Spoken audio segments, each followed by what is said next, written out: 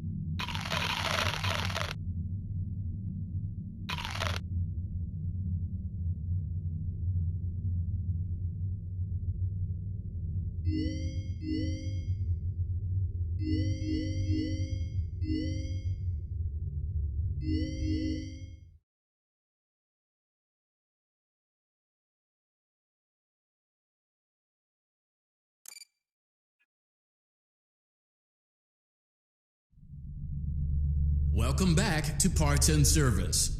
Oh no, it looks like Bonnie's guitar is out of tune and must be recalibrated.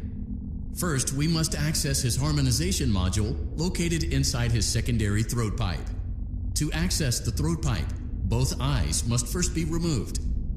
You must be as precise as possible when removing the eyes from their respective sockets. First, firmly grip Bonnie's left eye and carefully remove it from its socket.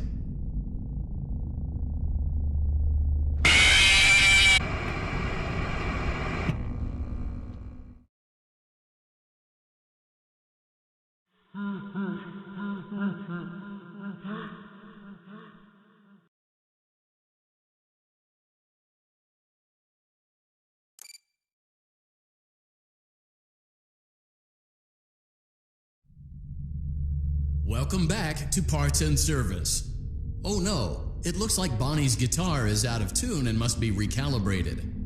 First, we must access his harmonization module. Great job. Deposit the left eye in the cleaning receptacle on your left. Well done. Now, firmly grip Bonnie's right eye and carefully remove it from its socket. Deposit the right eye in the cleaning receptacle on your right.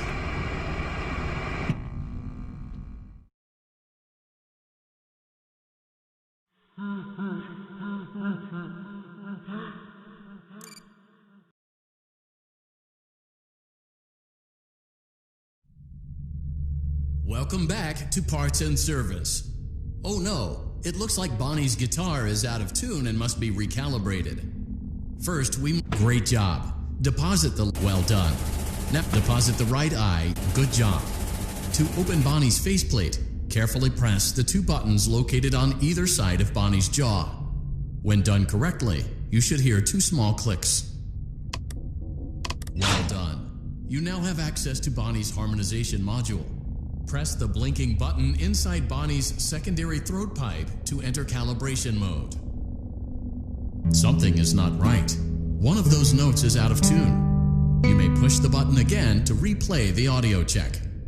Press the colored button that corresponds to the incorrect note.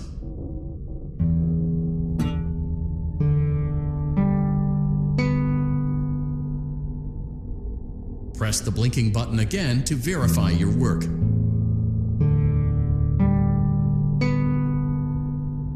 Great job. Bonnie is in tune and ready for his solo. Let's close him up. Simply replace both eyes in the same order that you removed them, then close up the faceplate, and we'll call it a day.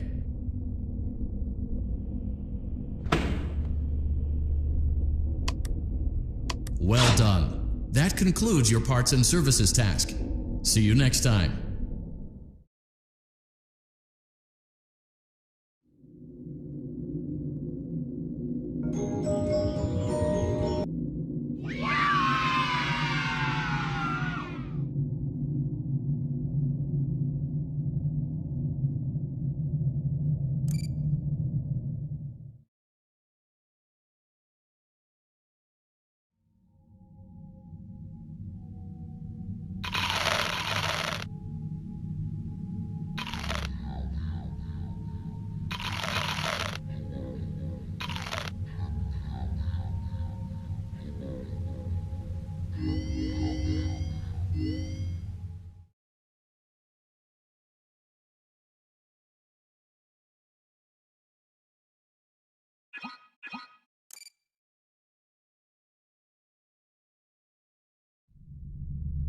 Welcome back to Parts and Service.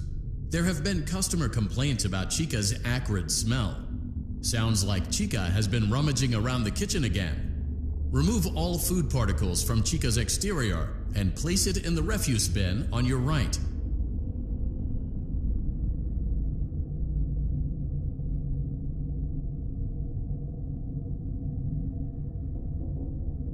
Good job. Make sure Chica is not hiding any other treats inside her beak. To open her beak, carefully press the two buttons located on the sides of Chica's head. Oh no, it looks like Chica has picked up some unwanted friends. To clear the infestation, apply the Fazbear Entertainment restaurant-grade chemi spray to Chica's exterior. Press the button under the hanging canister to activate the chemi spray. Avoid inhaling the chemi spray. Exposure to cleaning, disinfecting, and maintenance chemicals may result in respiratory problems, skin, or eye irritation. Good job. Now reattach Chica's upper arm, hand, and cupcake plate.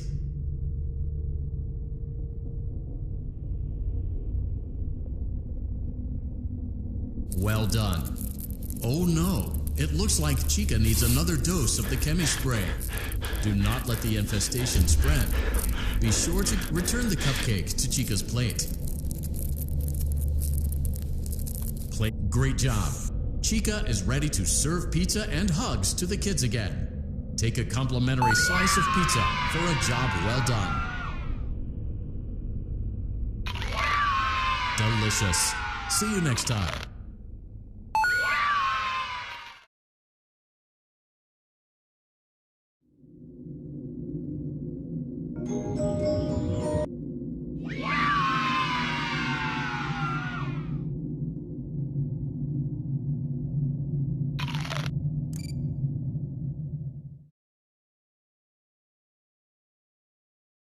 We went to great lengths to create an authentic VR experience, including using scanned photographs for reference and using original performance routines where applicable.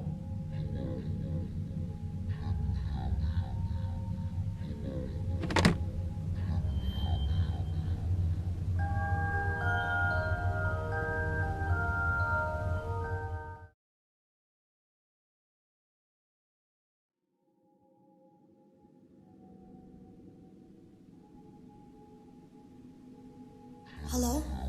Can you hear me? Don't exit this room, okay? This isn't a mistake. This room isn't a mistake. I had to hide these logs away from the core gameplay files, in a place that only a beta tester would look, and in a place where the files could be protected.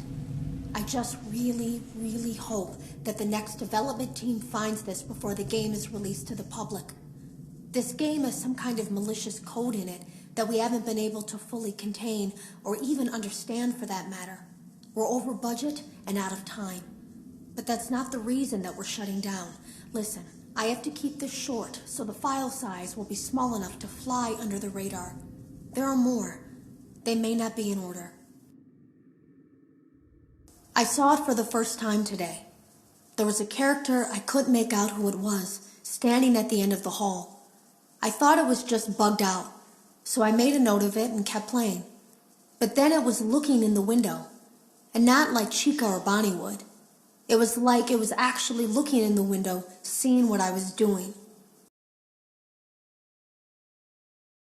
I heard a pretty heated conversation this morning between Dale, our manager, and someone else on the line. It really feels like this project is in trouble, in no small part because of the lawsuit, I'm sure. There has to be a lawsuit, there's no way there isn't. It happened in this building just a few doors down from me. I think it's made worse by the fact that Jeremy tried to tell us something was wrong. But as a dev team, we all just saw it as a challenge to find what the problem was and fix it. Who could have known that? I have to go. Have you ever heard of a guillotine paper slicer? It sounds made up, but it's an actual piece of office equipment. I didn't even know we had one in the supply room. I guess they're more common at businesses that do a lot of graphic design work. I remember seeing one when I was still in school, and even then, I knew how dangerous it looked. I was always afraid of losing a finger. That seems so silly now. Jeremy used to do design work. I guess that's how he knew it was there.